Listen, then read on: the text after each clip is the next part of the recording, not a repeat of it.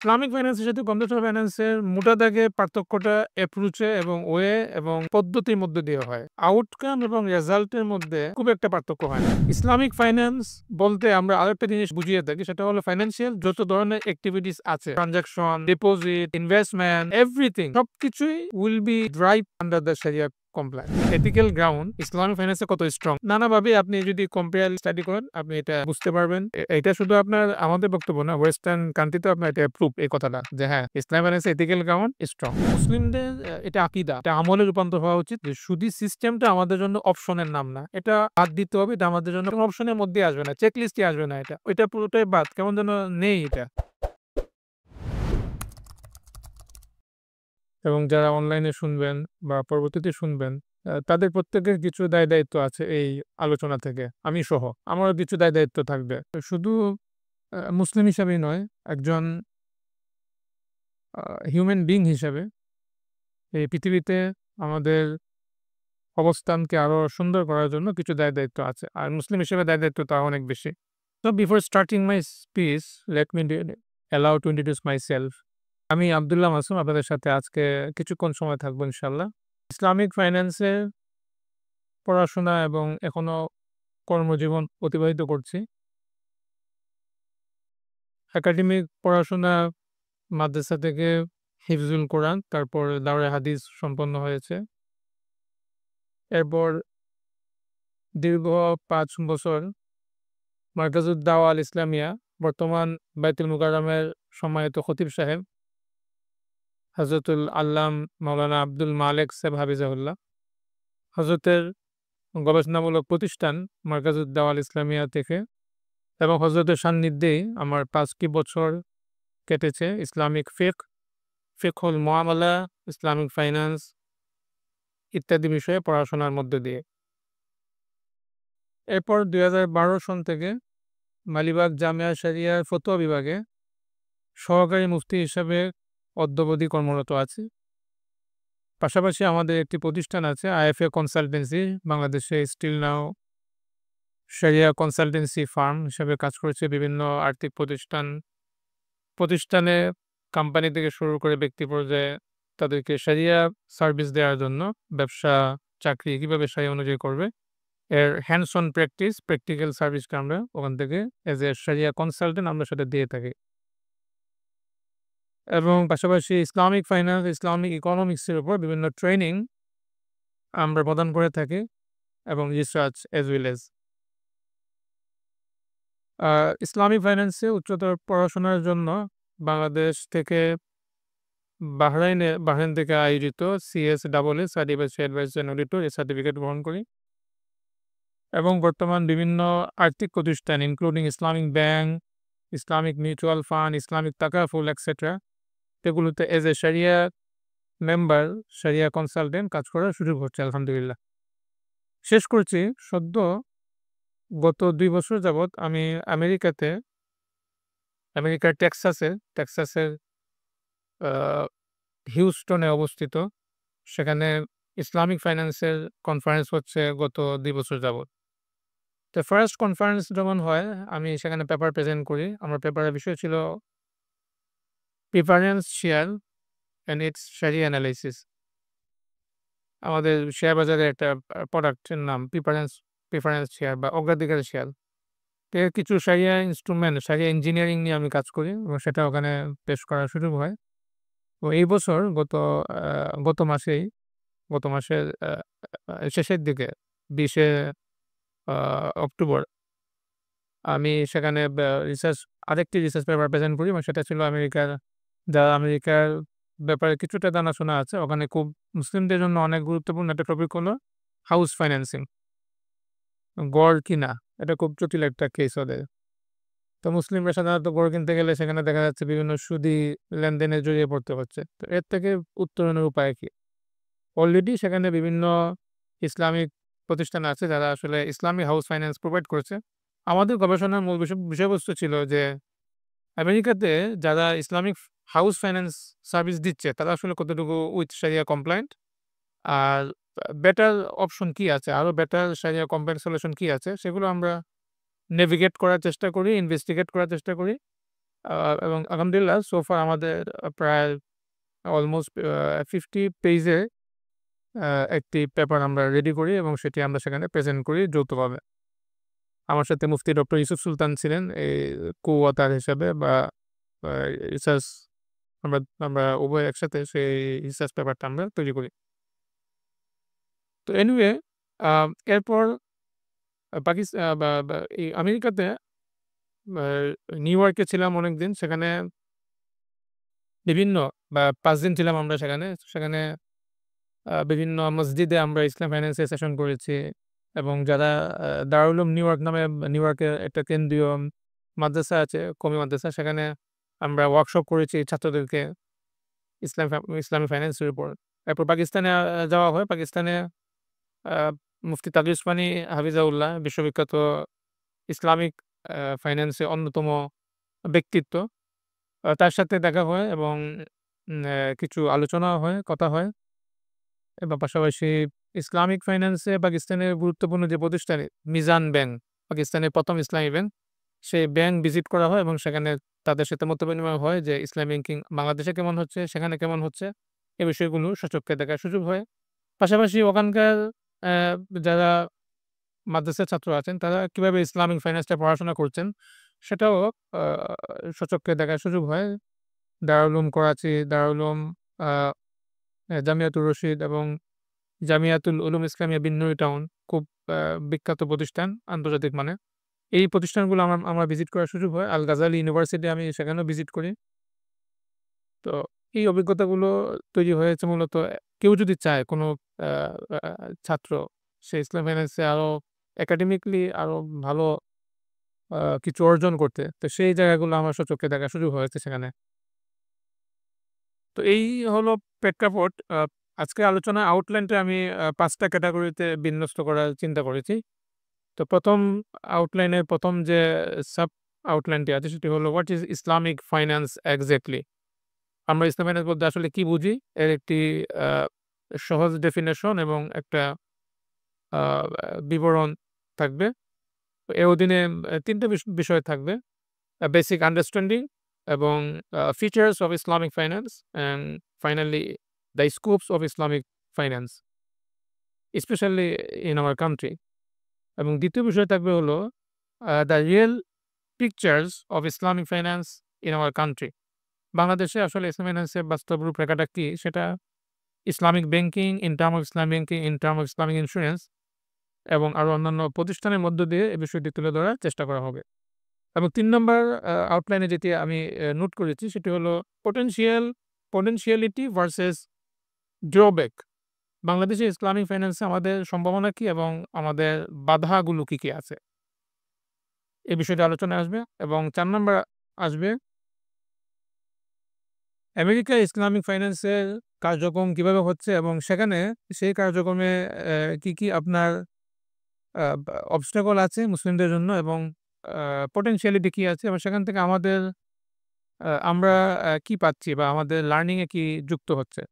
৫ number হলো Islamic finance in Pakistan, পাকিস্তানের banking, ইসলামী banking sector, academic sector এবং এনভায়রনমেন্টাল ডিসকাশন। এই জিনিসগুলো আলোচনায় উঠে আসবে খুব সংক্ষেপে। ফাইনালি এই ৫ টা বিষয়ের আলোকে what will be the learning outcome for us for today's session এই বিষয়টি ইনশাআল্লাহ উঠে আসবে। So let's move on. A Islamic finance বলতে আমরা খুব সহজে আমরা আসলে কি বুঝি? ফাইন্যান্সের শুরুতে আমরা আসলে ইসলাম কেন যুক্ত করতে হলো? এটা একটা মানে একটু ভাববার বিষয়। আসলে ফাইন্যান্সের শুরুতে ইসলাম যুক্ত করার কিছু নেই। ফাইন্যান্স যখন থেকে শুরু হয়েছে ৭ম খ্রিস্টীয় শতাব্দী থেকে ইসলাম যখন শুরু হয়, ৬ষ্ঠ বা ৭ম খ্রিস্টীয় শতাব্দী এই সময়টা থেকে ৪২২ এ তো হিজরত হয়। ৪২২ খ্রিস্টাব্দে হিজরত হয়। তো বলা যায় ৭ম খ্রিস্টীয় শতাব্দী। তো ওই সময়টা থেকে যখন শুরু হয়, তখন থেকে যে ফাইন্যান্সটা পৃথিবীতে পরিচিত হয়েছে, সেটি ডেফিনিটলি ইসলামই ছিল। আলাদা করে ইসলামিক ফাইন্যান্স বলার প্রয়োজন হতো না। কিন্তু আনফরচুনেটলি ইন্ডাস্ট্রিয়াল রেভলিউশন এর পরে ১৮০০ শতকের পরে বা ১৭০০ শতকের পরে পুঁজিবাদীরা ফাইন্যান্সের পুরো ড্রাইভিংটাই এমনভাবে চেঞ্জ করে দিয়েছে যে আ এখন আমাদেরকে বলতে হচ্ছে না অন্য আরেকটি জিনিস এস্টাবলিশ হয়ে গিয়েছে। তাহলে আমাদেরটা হলো ভিন্ন, ওদেরটা ভিন্ন। এটা একটা আমাদের আনফরচুনেটলি আমাদের পৃথিবীতে হয়ে গিয়েছে। মুসলমানদের নানা দুর্বলতা সেখানে আছে। যে কারণে আমাদেরকে এখন পার্থক্য করতে হয় যে this is the conventional finance and this is the Islamic finance. আদতে ফাইন্যান্স একটাই। এটা হলো ১ম বার্তা। ২য় বার্তা হলো ইসলামিক ফাইন্যান্সের সাথে কনভেনশনাল ফাইন্যান্সের মোটা দাগে পার্থক্যটা অ্যাপ্রোচে এবং ওয়ে এবং আপনার আ পদ্ধতির মধ্য দিয়ে হয়। আউটকাম এবং রেজাল্টের মধ্যে খুব একটা পার্থক্য হয় না। নেগেটিভলি পার্থক্য হয় না, পজিটিভলি পার্থক্য হয়। অর্থাৎ কেউ ব্যবসা করতে চাচ্ছে, তো সেটা যদি হারাম পন্থায় হয় তাহলে সেটা কনভেনশনাল ফাইন্যান্স। আর যদি সেটা ইসলামিক পন্থা হয় তাহলে সেটা ইসলামিক ফাইন্যান্স। আল্টিমেট যে আউটকাম, বিজনেসের যে আউটকাম সেটা কিন্তু সেম। তবে অনেক ক্ষেত্রে দেখা যাবে যে সেটা in term of economic impact, in term of ethical impact, in term of sustainability এই সকল দিক থেকে দেখা যাবে ইসলামিক ফাইন্যান্সের আউটকামটা অনেক হাই। বাট কখনোই সেটা আপনার লো তে যাবে না বা ডাউনে হবে না সেটা। এই বিষয়টা একটা মৌলিক কনসেপ্ট। ইসলামিক ফাইন্যান্স আ বলতে আমরা আরেকটা জিনিস বুঝিয়ে থাকি সেটা হলো ফাইন্যান্সিয়াল যত ধরনের এক্টিভিটিস আছে, ট্রান্সেকশন, ডিপোজিট, ইনভেস্টমেন্ট, এভরিথিং সবকিছুই will be drive under the sharia compliance. প্রত্যেকটা জিনিস sharia compliance, Shahriar rules, sharia নির্দেশনার অধীনে পরিচালিত করা। That is the Islamic finance. আপনি ব্যবসা করতে যাবেন, সেখানে আপনার শারিয়ার যে রুলিং আছে সেটা আপনাকে মানতে হবে। আপনি চাকরি করতে যাচ্ছেন, আপনার চাকরিটা শারিয়াসম্মত হচ্ছে কিনা। এগুলো সব ইসলামিক ফাইন্যান্সের মূল থিম। ইসলামিক ফাইন্যান্সের বেসিক ৩ টা বৈশিষ্ট্য বলা হয় পুরা ওয়ার্ল্ডেই। একটা বৈশিষ্ট্য হলো ইসলামিক ফাইন্যান্সের in term of ethical ground. Ethical ground Islamic ফাইন্যান্সে অনেক বেশি স্ট্রং। এবং সেখানে আপনি দেখবেন যে ইসলামিক ফাইন্যান্স যেসব এথিক্স এর কথা বলে, এটা কনভেনশনাল ফাইন্যান্সে আপনি এইভাবে দেখতে পাবেন না। ফর এক্সাম্পল আপনার গ্যাম্বলিং, আনসার্টেইনটি এই জিনিসগুলো কিন্তু কনভেনশনাল ফাইন্যান্সে খুব স্বীকৃত। বাট ইসলামিক ফাইন্যান্সে এগুলো ডে 1 থেকে নিষেধ করে দেওয়া হয়েছে। ইসলামিক ফাইন্যান্সে আ আপনি দেখবেন আমি এগুলো পড়েছি। আ আমাদের দেশে আপনার আ ল অফ কন্ট্রাক্ট চুক্তি আইন আছে ব্রিটিশদের করা। আমি পড়েছি এগুলো। আমি একটা সময় a post graduate diploma in Islamic finance class করিয়েছি দীর্ঘ সময়। সেখানে অনেক ব্যারিস্টার তারা বসতেন আমার ক্লাসে। আমি সেখানে তাদেরকে পড়িয়েছিলাম যে দেখো ল অফ কন্ট্রাক্ট ব্রিটিশরা যেটি তৈরি করেছে সেখানে এমন কিছু আনএথিক্যাল ইস্যুস কে ওরা বৈধ করে রেখেছে যেটা আসলে ইসলামের ডে 1 থেকেই নিষেধ করা। ফর এক্সাম্পল আ একটা আইন আছে আপনার আমাদের বাজারে আপনি সহজে দেখতে পাবেন যে বিক্রিত মাল ফেরত দেওয়া হয় না। তো এটা আসলে ব্রিটিশ চুক্তি আইন থেকে নেয়া। আমি এটা পড়েছি ওখানে আইনে বলা আছে যে আপনার আ বিক্রেতার দায়িত্ব না এটা যে দোষ বলে দেয়া। একটা টার্মও আছে, টার্মটা ভুলে গেছি এই মুহূর্তে। বিক্রেতার দায়িত্ব না দোষ বলে দেয়া।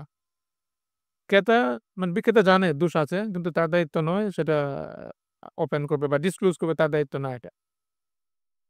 কিন্তু আপনি ইসলামিক ল তে আসেন, এখানে আপনার বলা আছে না বিক্রেতা যদি জানে তাহলে তাকে অবশ্যই ডিসক্লোজ করতে হবে।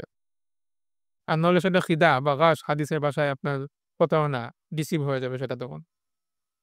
তাহলে দেখুন একটা ছোট্ট উদাহরণ যে এথিক্যাল গ্রাউন্ড ইসলামিক ফাইন্যান্সে কত স্ট্রং।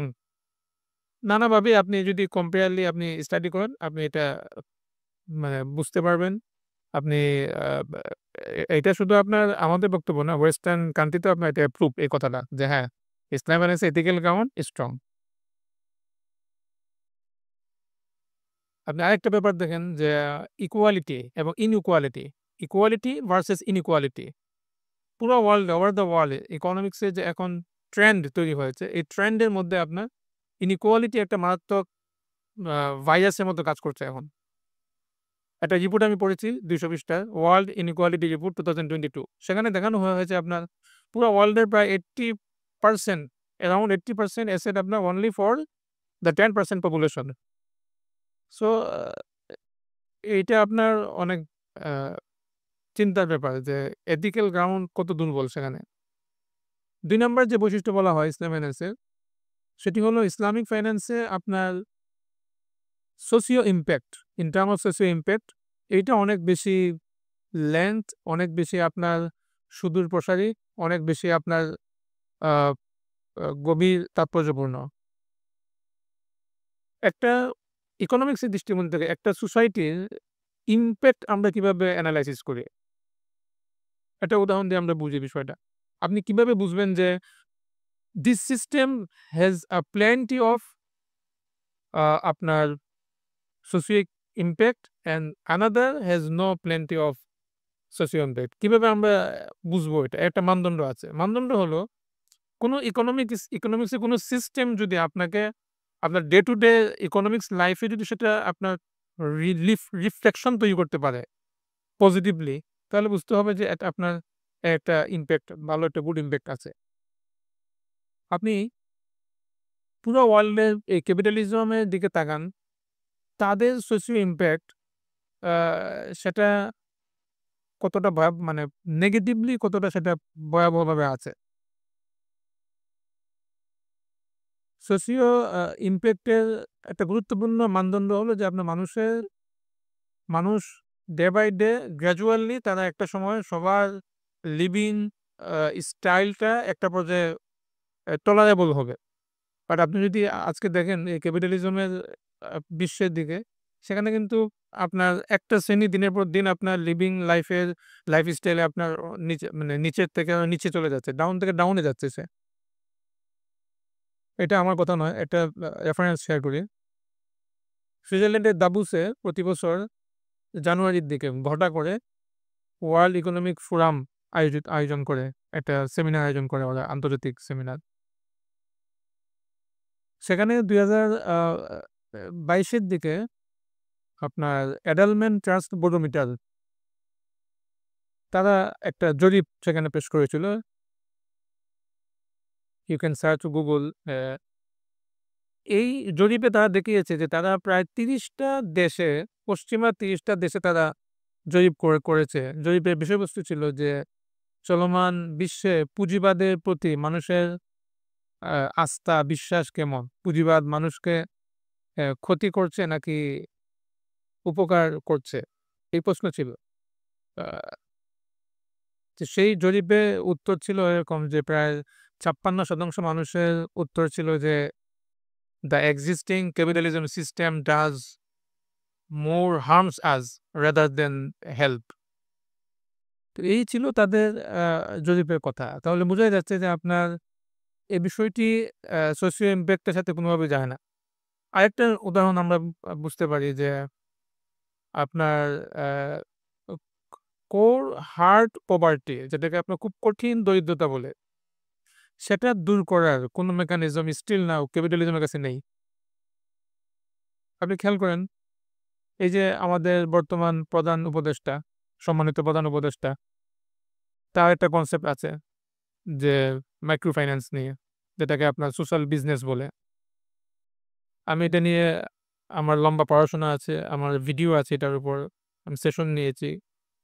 আ এখন একটা রিসার্চ পেপার আমি করছি এ এটার উপর। সোশ্যাল বিজনেসের যে কনসেপ্টটা উনি দাঁড় করিয়েছেন, যদিও এই কনসেপ্টটা উনার একটা ভিন্ন ডাইমেনশন আছে এখানে। বাট এমনি কনসেপ্টটা পশ্চিমা থেকে তৈরি।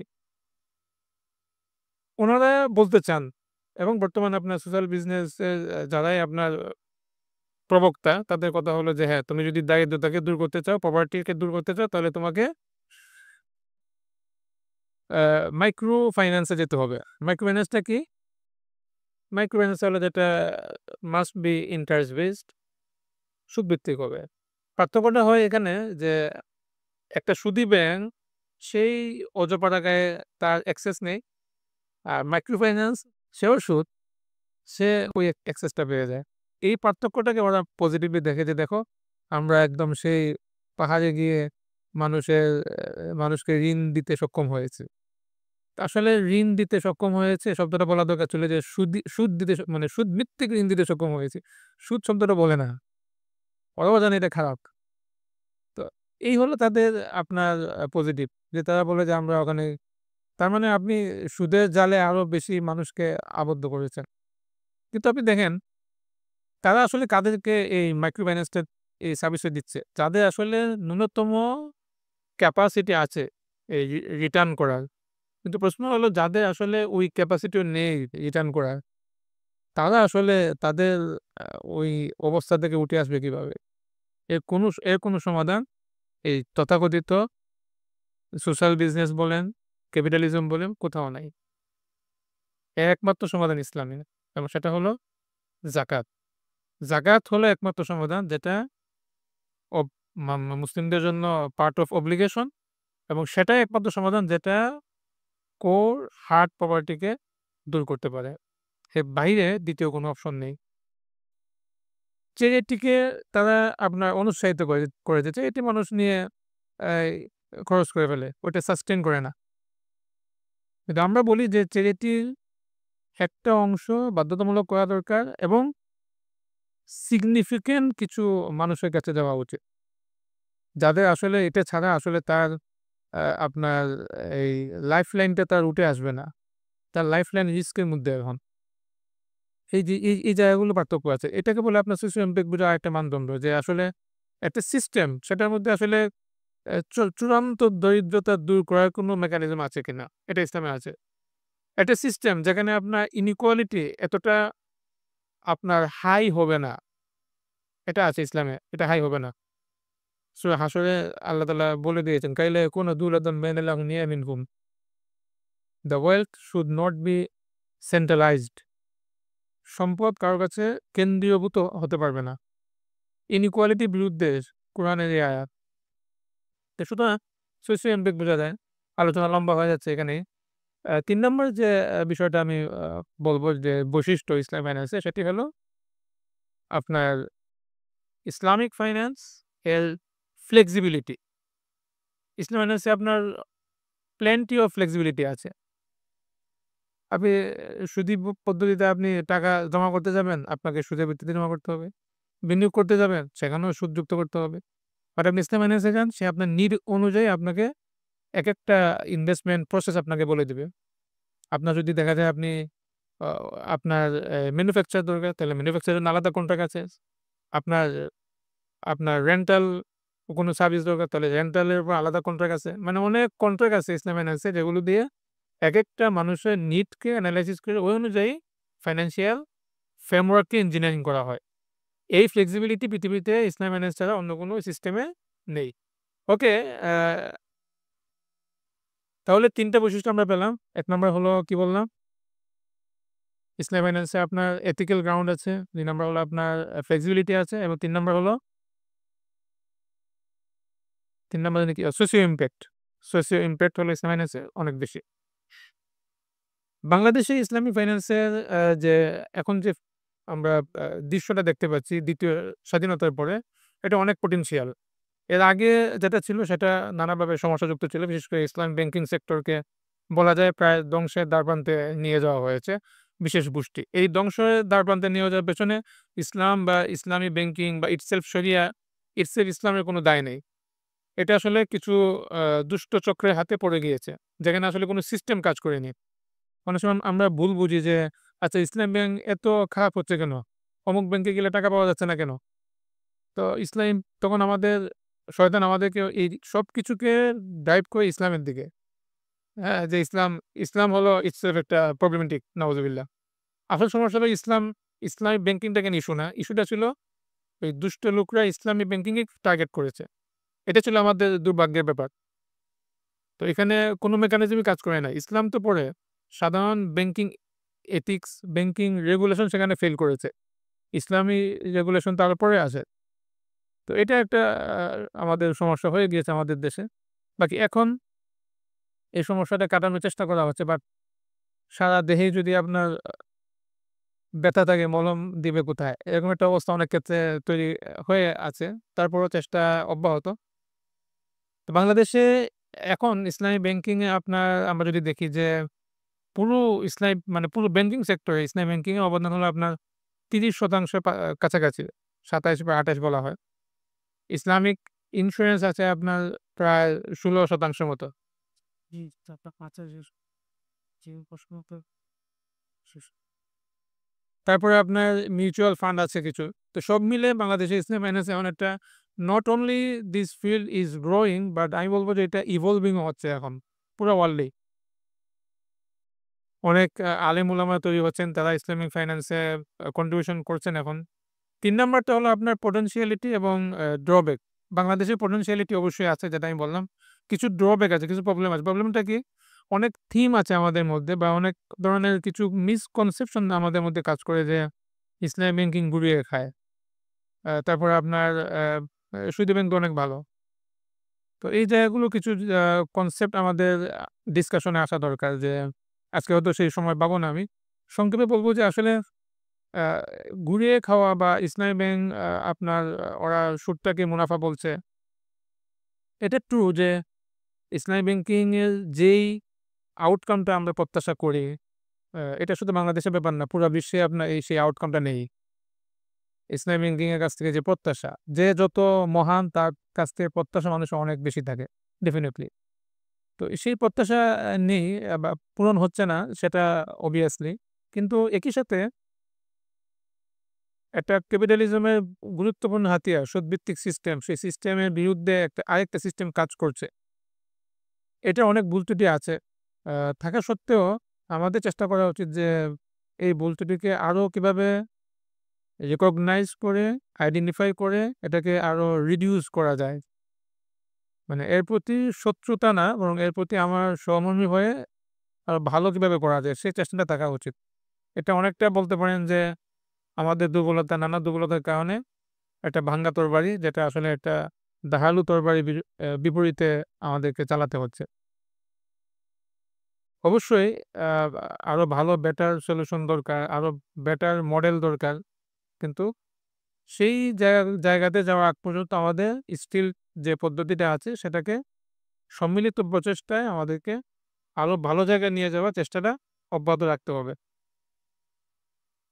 ৪ নাম্বার হলো যে আমেরিকা ইসলামী ফাইন্যান্সের যে আমরা যে দৃশ্যটা দেখে আসছি সেখানে মুসলিমরা তো আপনারা জানেন যে 1% ও মুসলিম নেই পুরো আমেরিকাতে।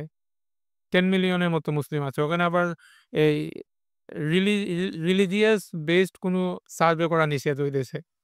এটা সরকারি কোনো ডাটা নেই কতজন মুসলিম। বিভিন্ন রিসার্চে উঠে আসছে এটা। তো একেক রিসার্চে একেক রকম তথ্য। বাকি এ এত তো সন্দেহ নেই যে মুসলমানদের সংখ্যা অনেক কম। তো আমরা দেখেছি ওখানে মুসলমানরা এখনকার আগের চেয়ে এখন অনেক তারা খাবারের ব্যাপারে অনেক আপনার হালাল খাবারের ব্যাপারে তাদের উৎসাহ অনেক বেশি। হালাল চিকেন এটাকে ওরা খুব গুরুত্ব দেয় মুসলিম পরিবারগুলো। নামাজ হয়তো পড়বে কি পড়বে না সেটা পরের ব্যাপার। কিন্তু খাবারটাকে সে এনশিওর করে যেন হালাল খায়। এটা ভালো একটা পজিটিভ সাইন। বাকি অ্যা যেটা আমরা আমরা প্রত্যাশা করেছিলাম কিন্তু আমরা ওখানে অ্যা আমরা পাইনি সেটা হলো যে তাদের মধ্যে আপনার হালাল ফাইন্যান্সকে ইনশিওর করা। ফাইন্যান্সিয়াল আ জিনিসগুলোকে হালাল ইনশিওর করার যে চেষ্টা বা যে তাদের যে আন্তরিকতা এটাতে আমরা অনেক গ্যাপ পেয়েছি। যে কারণে আমরা ওখানে এমফাসাইজ করেছি যে আপনারা হালাল মানে চিকেন হালাল হওয়ার প্রতি আপনাদের যে দরদ, যে চেষ্টা এবং যে আগ্রহ তো ওইটার সাথে এই আগ্রহটাও থাকা উচিত যে আপনাদের ইনকাম, জব বা বিজনেস, ইনভেস্টমেন্ট, ব্যাংক এগুলো যেন হালালভাবে করা যায়। তো তারা বলে যে এখানে অমুসলিম দেশ আমরা হালাল কোথায় পাবো? তো আমরা বলেছি যে আপনারা ভয়েস রেইজ করেন। এই এখন যে আপনার নিউ ইয়র্কে আপনার যাদের অভিজ্ঞতা আছে তারা জানবেন যে একটু পরপরই আপনার হালাল দোকান পাওয়া যায়, শপ পাওয়া যায়, রেস্টুরেন্ট পাওয়া যায়। তো এগুলো তো একসময় ছিল না। ওখানে আমরা ৬০ বছর ৮০ বছর যাবৎ এরকম নিউ ইয়র্কে মুসলিমরা আছে তাদের কাছ থেকে আমরা গল্প শুনেছি যে একসময় ওখানে আপনার হালাল কোনো খাদ্যই পাওয়া যেত না। এখন পাওয়া যাচ্ছে। তার মানে কি মুসলিমরা এগিয়ে এসেছে। ঠিক তেমনিভাবে ফাইন্যান্সিয়ালি যদি মুসলিমরা এগিয়ে আসে তাহলে সেটাও হালাল হবে। তো এজন্য আমরা নানাভাবে ওদেরকে এমফাসাইজ করেছি, এনকারেজ করেছি এবং সেখানে আমি আবার ইনশাআল্লাহ জানুয়ারিতে যাবো। এই ইসলাম ফাইন্যান্স নিয়ে আরো কাজ করার সুযোগ সেখানে তৈরি হচ্ছে ইনশাআল্লাহ। তো এই বিষয়গুলো সেখানে আমরা দেখেছি। আ হাউস ফাইন্যান্স নিয়ে ওখানে এই বেশ কিছু প্রতিষ্ঠান তারা ইসলামিক ফাইন্যান্স এর সার্ভিস দিতে চাচ্ছে। বাট আমাদের অবজারভেশনে উঠে আসছে যে এগুলো আরো সমৃদ্ধ হওয়া উচিত in term of sharia compliant.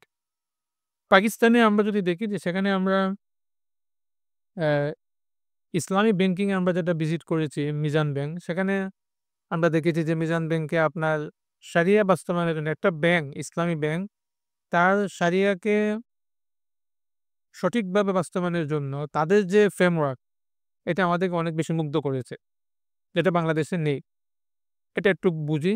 এই আলোচনাটা একটু লম্বা করা দরকার। লম্বা বলতে ৩-৪ মিনিটের মধ্যে শেষ করব। একটা ব্যাংক যখন ঘোষণা দিবে যে আমি ইসলামী, তাদের কাজ হলো তারা আপনার ব্যাংকের বিভিন্ন প্রোডাক্ট, বিভিন্ন পলিসি ব্যাপারে ফতোয়া তৈরি করবে, শরিয়া পরামর্শ দিবে। তারা যে পরামর্শটা দিল, সেটা বাস্তবায়নের জন্য ইন্টারনাল শারিয়া টিম আছে তারা কাজ করে ব্যাংকে, যারা আসলে ওখানে এমপ্লয়ি। সেখানে আরেকটা টিম আছে। ২য় যে ডিফেন্স লেয়ার সেটা হলো শারিয়া কমপ্লায়েন্স টিম। এ অর্থাৎ উদাহরণস্বরূপ শরিয়া বোর্ড বলল যে মুনাফার জন্য যে পিপিজি, হ্যাঁ? প্রোডাক্ট প্রোফাইল গাইডলাইন তৈরি করা হয়েছে, that's okay in term of sharia. এখন এই অনুযায়ী আপনি প্রোডাক্ট তৈরি করবেন, মানুষকে আহ্বান জানাবেন। এই যে অপারেশনাল প্রসেস বা এক্সিকিউটিভ লেভেলে যে কাজটা যখন যাবে, এক্সিকিউটিভ লেভেলে, অপারেশন লেভেলে সেটা ট্রুলি শারিয়াকে মেনে এক্সিকিউট হচ্ছে কিনা, এইটাকে চেক করা, রিভিউ করা, অবজার্ভ করার জন্য যে টিমটা, সেই টিমের নাম হলো কি? Sharia compliance team. এটা ওখানে আছে। আমরা দেখে আসছি। ওই টিমের সাথে আমরা কথা বলেছি। ৩য় যে ডিফেন্স লেয়ার সেটা হলো শারিয়া অডিট। পোস্ট ওয়ার্ক যেটা করা হয় যে সারা বছর ওই মুরাবাহা মডেল দিয়ে অনেকগুলো ট্রান্সেকশন হয়েছে। এখন চেক করা হবে যে কয়টা ভ্যালিড ছিল, শরিয়া অনুযায়ী কয়টা ইনভ্যালিড ছিল। এটা শারিয়া অডিট। এটা 3rd লেয়ার। বাংলাদেশের প্রেক্ষাপটে আমরা একটা মিসিং পেয়েছি, সেটা হলো বাংলাদেশে এই কমপ্লায়েন্স টিমটা নাই ইসলামী ব্যাংকগুলোতে। এটা একটা দুর্বলতা আমাদের। কোন ব্যাংকে নেই। বাংলাদেশে আসলে যেটা হচ্ছে যে শারিয়া বোর্ডের পরে ওটা আপনার ইন্টারনাল যে শারিয়া যে যে টি আ ইন্টারনাল যারা ইসলামী ব্যাংকিং যারা দেখছেন তারা মূলত অফিসার এবং তারাই মূলত ওই প্রোডাক্টটা অপারেশন করছেন। তারাই সার্টিফাইড করছেন যে হ্যাঁ, এটা সঠিক। এইটা কনফ্লিক্ট অফ ইন্টারেস্ট কে নিয়ে আসে। কারণ আপনি তো আপনার বিজনেসকে সামনে অগ্রসর করার জন্য আপনি বলতে পারেন যে এটা মানে আপনি আবার বলছেন যে এটা শরিয়া সম্মত হচ্ছে। Conflict of interest. But sharia complex team হলো সম্পূর্ণ সেপারেট একটা টিম যাদের হাতে কোনো বিজনেস কি নেই, কি বলে ওটাকে আপনার টার্গেট নাই, বিজনেস টার্গেট নাই যাদের হাতে। প্রত্যেকটা এমপ্লয়ির কাছে তো টার্গেট দেয়া থাকে। ওদের কাছে বিজনেস টার্গেট থাকবে না। ওরা শুধু চেকার। তো এই যে একটা আ স্বতন্ত্র টিম, এই টিমটা নেই। তো যে কারণে বাংলাদেশে আমরা হ্যাঁ, বাংলাদেশে যেটা আছে যে সারা বছর আপনি যেভাবে করলেন, ওইটা করার পরে বছর শেষে একটা অডিট হয়। যারা অডিট করে তাদেরকে বলে মুরাকিব। এই নামটাও তো আপনারা শুনেছেন। মিজান ব্যাংকে আমরা বললাম যে আমাদের দেশে মুরাকিব আছে। তো ওরা আকাশ থেকে পড়ছে যে মুরাকিব এটা কি নাম? মানে ওরা এটা বুঝেই না। কারণ ওরা ওটাকে বলে শরিয়া অডিট। তো আমাদের দেশে ওই মুরাকিব কিছুটা রোল প্লে করে কমপ্লায়েন্স টিমের, কিছুটা পোস্ট ওয়ার্কের। পোস্ট ওয়ার্কটা হলো তার মূল রোল। কিন্তু আসলে সব মিলে এটা ইনসাফিসিয়েন্ট। তো আমরা মনে করি যে বাংলাদেশে এটা হওয়া দরকার। আমরা চেষ্টা করে যাচ্ছি এই অভিজ্ঞতা হলে কি বাংলাদেশে আ ব্যা এই যে আপনার প্র্যাকটিস, এটা গুড প্র্যাকটিস এটাকে কিভাবে আপনার প্রতিষ্ঠিত করা যায় এই চেষ্টাটা আমরা করে যাচ্ছি। ৩য় আরেকটা জিনিস পেয়েছি পাকিস্তানে যেটা বাংলাদেশে আমরা মিসিং পাচ্ছি। সেটা হলো ওখানে আপনার শরিয়া বোর্ড থেকে একজনকে রেসিডেন্ট শরিয়া মেম্বার হিসেবে নিয়োগ দেওয়া হয়। অর্থাৎ ধরেন শরিয়া বোর্ডে আপনার ৫ জন বা ৭ জন আছে। তো নরমালি শরিয়া বোর্ডে যারা থাকেন তারা তো আপনার বছরে ৩ থেকে ৪ বার মিলিত হন। এরপর তো সারা বছর ব্যাংকে তারা আসা যাওয়া হয় না। তো ওখানে দেখলাম যে একজনকে শরিয়া বোর্ড থেকে আপনার এই এজ এ এমপ্লয়ি নিয়োগ দেওয়া হয়। ওনার কাজই হলো ওই শরিয়া বোর্ডের পক্ষে সারা বছর ওখানে কাজ করা। শরিয়া ইস্যুতে কাজ করে যাওয়া। ওখানে আমরা দেখেছি এবং যিনি রেসিডেন্ট শরিয়া মেম্বার ছিলেন মিজান ব্যাংকের শরিয়া বোর্ডের চেয়ারম্যান মুফতি তাকি উসমান হাফিজুল্লাহ এখন পর্যন্ত। তো আমরা উনার সাথে কথা বলেছি। তো এটাও বাংলাদেশে নেই। এটা একটা ভালো প্র্যাকটিস। আজকে সময় কম। আমি তো বললাম যেগুলো আমরা ওদের কাছ থেকে নিতে পারি। But at the same time আমাদেরও কিছু প্র্যাকটিস আছে যেটা তাদের নেওয়া উচিত। ওটা হয়তো এখানে না বললেও হবে। তো অনেক সময় হয় না এরকম যে আমরা সাধারণত যারা বাংলাদেশ থেকে বাহিরে যাই, অনেক সময় ওদের সাথে কথা বলতে গিয়ে অনেক সময় এতটাই আবেগ আপ্লুত হয়ে যাই যে আমরা তো কিছুই না, আপনারাই আমাদের মডেল। তো এটা একটা আমাদের হয়তোবা বাঙালি মনোভাব কিনা এটা কে জানে। মানে অনেক সময় বায়াসনেস কাজ করে। তো আমি চেষ্টা করি এই জায়গা থেকে বিরত থাকতে। আমার দেশ বাংলাদেশ। তারও কিছু আছে, তোমাদের এখান থেকে শেখার আছে কিছু। হ্যাঁ, obviously আমাদেরও তোমাদের কাছ থেকে শেখার আছে। এটা বলার চেষ্টা করি সব জায়গায়। তো যাই হোক, আ শেষ করি। তাহলে আপনার আউটকাম টা কি দাঁড়ালো তাহলে এই পুরো আলোচনার? ৩ টা আউটকাম আমি আমার নিজের জন্য চিন্তা করেছি। একটা আউটকাম হলো যে আমাদেরকে আসলে হালাল ফাইন্যান্স এর ব্যাপারে আরো বেশি সচেতন হতে হবে। এটা আসলে আপনি আপনার নিজের জন্য হবেন সচেতন। আমাদের ইসলামের আকীদা হলো আমাদের কাছে হারাম কোন অপশনের নাম না। এটা হলো এটা বাদ দিতে হবে। এটা আমাদের জন্য পার্ট অফ অব্লিগেশন। আমার সামনে ২ টো পদ্ধতি আছে। আপনি চাইলে আমাদের এই ব্যাংকে টাকা রাখতে পারেন। এখানে আপনার সুদের হার হলো প্লাস 10 প্লাস। এটা ইসলামী। ওর প্রফিটের হার হলো 8%। তো আমার কাছে ২ টো অপশন না। আমার কাছে পথ একটাই যে আমাকে ইসলামী যেতে হবে। যদি আমার রাখতেই হয় বা যেতেই হয়। তো মুসলিমদের এটা আকীদা। এটা আমলে রূপান্তর হওয়া উচিত। যে সুদী সিস্টেমটা আমাদের জন্য অপশনের নাম না। এটা বাদ দিতে হবে। এটা আমাদের জন্য পার্ট অফ অব্লিগেশন। এটা অপশনের মধ্যেই আসবে না। চেক লিস্টে আসবে না এটা। এটা পুরোটাই বাদ। কেমন যেন নেই এটা। এই যে একটা চর্চা, আ এটা আমাদের মধ্যে আরো বৃদ্ধি করা উচিত এবং এই আকীদা বিশ্বাসের সাথে আমাদের প্রত্যেকের চাকরি, ব্যবসা এগুলোকে স্ক্রিনিং এর আওতায় নিয়ে আসা উচিত যে আমার চাকরি সেটা আমি যা করছি সেখানে কোনো হারাম এলিমেন্ট আমার অজান্তেই ঢুকে আছে কিনা? আমি যে ব্যবসা করছি সেখানে কোনো হারাম এলিমেন্ট আছে কিনা? এই জায়গাগুলো একটু রিচেক করা উচিত এবং সেটা করার জন্য আইএফএ কনসালটেন্সি আছে, বিভিন্ন ফতোয়া বিভাগ আছে আমাদের দেশে। তাদের কাছ থেকে আপনারা সহযোগিতা নিতে পারেন। ২ নাম্বার যে আউটকাম সেটা হলো আমাদের ইসলামিক ফাইন্যান্সটাকে আমরা অনেক সময় নানা পেশায় চাকরির কারণে এ বিষয়ে জানাশোনা হয়ে ওঠে না। তো এই ধরনের সেশন হচ্ছে, আজকে একটা সেশন হচ্ছে। আরো নানা সেশন বাংলাদেশে হয় ইসলাম ফাইন্যান্সের উপর। আইএফএ কনসালটেন্সি নানা সেশন করে। এই সেশনগুলোতে সুযোগ মতো একটু যুক্ত হওয়া উচিত। এতে বেসিক আন্ডারস্ট্যান্ডিং টা আমাদের আরো সুদৃঢ় হবে ইনশাআল্লাহ। এবং পাশাপাশি উলামায়ে কেরামদের সাথে আমাদের সম্পর্কটা আরো জোরদার করা উচিত। প্রত্যেকেরই কোনো না কোনো আলেমের সাথে সম্পর্ক থাকা উচিত। ৩ নাম্বার এবং লাস্ট, নট লিস্ট যে আউটকামটা আমি বলব সেটা হলো যে আ আমাদের এই আমাদের যে ইকোনমিক্স নিয়ে আমাদের যে চিন্তা, অর্থনীতি নিয়ে, ব্যবসা নিয়ে এই চিন্তাগুলোকে এই ওরিয়েন্টালিস্ট তারপরে আপনার ওয়েস্টার্ন বা পুঁজিবাদের চিন্তার প্রভাব এবং বলয় থেকে একটু মুক্ত রাখা, হেফাজত রাখার চেষ্টা করা। এটা খুব কঠিন একটা, আমি হয়তো সহজে বলে ফেললাম কিন্তু খুব কঠিন। আপনি যখন আপনার বন্ধুর সাথে কথা বলছেন সেখানে দেখবেন পুঁজিবাদী একটা বলয়, একটা প্রভাব কাজ করে। ইসলামকে অনেক সময় পুঁজিবাদ দিয়ে ব্যাখ্যা করতে মন চায়। যে ইসলামে তো নাউজুবিল্লাহ এত কঠিন কেন? ওটাকে হারাম বলে দেয়, ওটাকে হারাম বলে দেয়। তো পুঁজিবাদের প্রভাব বলয় থেকে সবসময় নিজেকে মুক্ত রাখার চেষ্টা করা। চিন্তা এবং কর্ম উভয় ক্ষেত্রে। এটা অনেক কঠিন। এটা করতে হলে আপনার ১ম ২ টা পূরণ করতে হবে। এক হলো উলামাদের সাথে সম্পর্ক রাখা, আর হলো gaining knowledge about Islam and Islamic finance. তো শেষ করছি এখানে, আপনাদের কথা শুনবো। বিক্ষিপ্ত এবং খুবই সংক্ষিপ্ত কিছু আলোচনা। এখানে আরো ইন ডেপথ কিছু আলোচনা ছিল যে ইসলাম ব্যাংকিং কিছু প্রোডাক্ট নিয়ে আমরা আলোচনা করেছি মিজান ব্যাংকের সাথে। ওটা যারা আসলে এই বিষয়ে যারা একাডেমিশিয়ান তাদের সাথে হয়তো আলোচনা করা যাবে যে আমাদের কি জিনিস আছে যেটা উন্নত করা দরকার। তাদের কি জিনিস আছে যেটা আমাদের কাছ থেকে তাদের নেওয়া উচিত। তো ওভারঅল আজকের সেশনের জন্য এই বিষয়গুলো আশা করি ইনশাআল্লাহ উপকারী হবে। আল্লাহ তাআলা আমাদের জন্য উপকারী বানিয়ে দিন।